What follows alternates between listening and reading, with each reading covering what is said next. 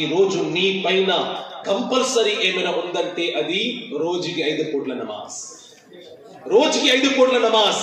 సోదరులారా, సోదర మహాశివులారా, అల్హమ్దులిల్లా అజ్మీర్ షరీఫ్ వెళ్తున్నారా? వెళ్ళండి, చాలా మంచి పని. ఇదే కదా మన యొక్క ఐడెంటిటీ. కానీ మనం నమాజ్ ఎప్పుడు కూడా విడిచిపెట్టకూడదు. నమాజ్ ని మనం ఎప్పుడు కూడా విడిచిపెట్టకూడదు. నమాజ్ ని విడిచిపెట్టి ఏదైతే పని చేస్తూ ఉంటామో అవన్నీ వేస్ట్, అవన్నీ వృధా. అందులో అల్లాహ్ యొక్క సమృద్ధి ఉండదు. అందరూ తెలియజేస్తూ ఉంటారు, మా సంపాదనలో సమృద్ధి ఉండడం లేదు, మేమేం చెయ్యాలి? ఇదే సమృద్ధి మస్జిద్ లో ఉంది, ఇదే బర్కత్ నమాజ్ లో ఉంది. కానీ నమాజ్ మనకి అవసరం లేదు. సోదరులారా, సోదర మహాశివులారా, ఓ 2 నిమిషాలు నైక ప్రసంగాన్ని ముందుకు తీసుకువెళ్ళి ముగింపు వైపు తీసుకువస్తున్నారు. మీ యొక్క శ్రద్ధ పూర్తిగా నా వైపు కావాలి. ఓ నాతోటి యువకులారా, ఎప్పుడైతే మనం బజార్కి వెళ్తామో, ఇంటి కోసం సరుకులు తీసుకురావడానికి వెళ్తామో, ఆ సమయంలో మన చేతిలో సరుకులు ఉంటాయి. ఇంటికి తిరిగి వచ్చే సమయంలో అందులో ఉల్లిపాయలు ఉండవచ్చు, అందులో బంగాళదుంప ఉండవచ్చు, అందులో వెజిటేబుల్స్ ఉండవచ్చు, ఏమైనా what ever it may be. సోదరులారా, మనం తిరిగి ఇంటికి వస్తాం. వచ్చిన తర్వాత మన చేతుల్లో నొప్పి వస్తాయి. we will die కదండి. మనం అలసిపోతాం, చేతుల్లో నొప్పి, కాళ్ళలో నొప్పి, నడుం నొప్పి. వచ్చిన తర్వాత ఏం చేస్తాం? అమ్మా ఒక్క గ్లాస్ వాటర్, లేదా భార్యని అడుగుతాం ఒక్క గ్లాస్ వాటర్. సోదరులారా, 1 గంట కూడా మనం 5 కేజీలు మొయ్యలేకపోతున్నాము. కానీ నన్ను, మిమ్మల్ని, మీ యొక్క తల్లి, నా యొక్క తల్లి 1 గంట, 2 గంటలు, 3 గంటలు కాదండి.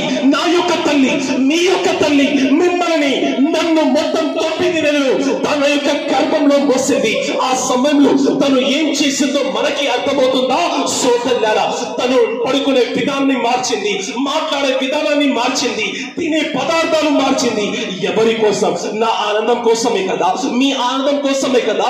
సోదరులారా, అటువంటి సమయంలో మనం తల్లికి ఎంత గౌరవం ఇవ్వాలి, తల్లికి ఎంత మర్యాద ఇవ్వాలి. సోదరులారా, ఈ ప్రపంచంలో ప్రేమలు అన్ని ఒకవైపు, తల్లి ప్రేమ ఒకవైపు, తల్లి ప్రేమ ఒకవైపు. మాటల ద్వారా ఆ యొక్క ప్రేమని మనం ఎక్స్ప్లెయిన్ అయితే చేయలేము. సోదరులారా, 1 గంట సేపు 5 కేజీల సరుకుల్ని మొయ్యలేని మన యొక్క చెయ్యి మనల్ని 9 నెలలు తన గర్భంలో మోసింది.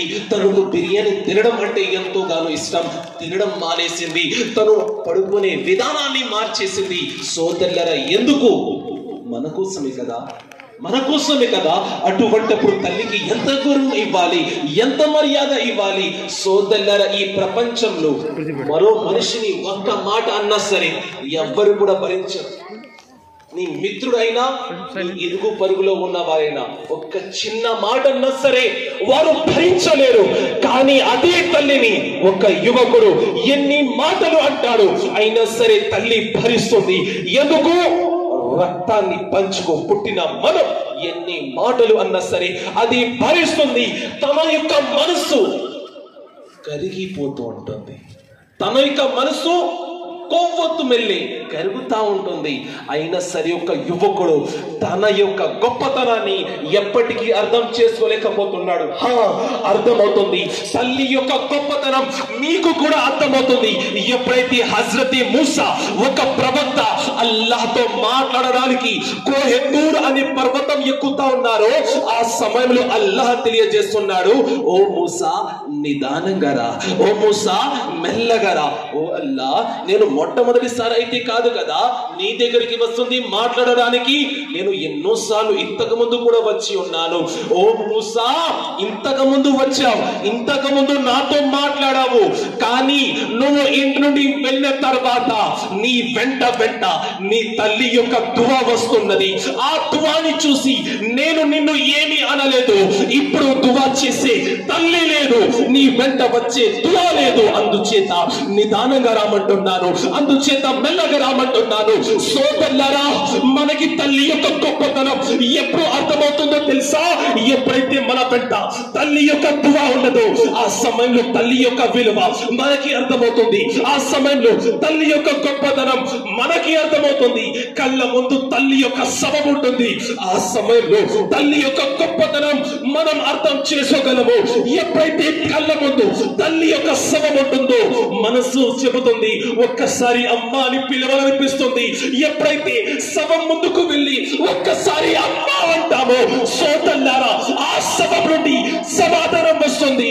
నువ్వు నన్ను అక్కడ ఇక్కడ వెతకకు, నీ వెంట వెంట తువా, నా ఉన్నది నీ వెంట వెంట నేను తువా చేస్తున్నాను, నేను మనసులోనే ఉన్నాను.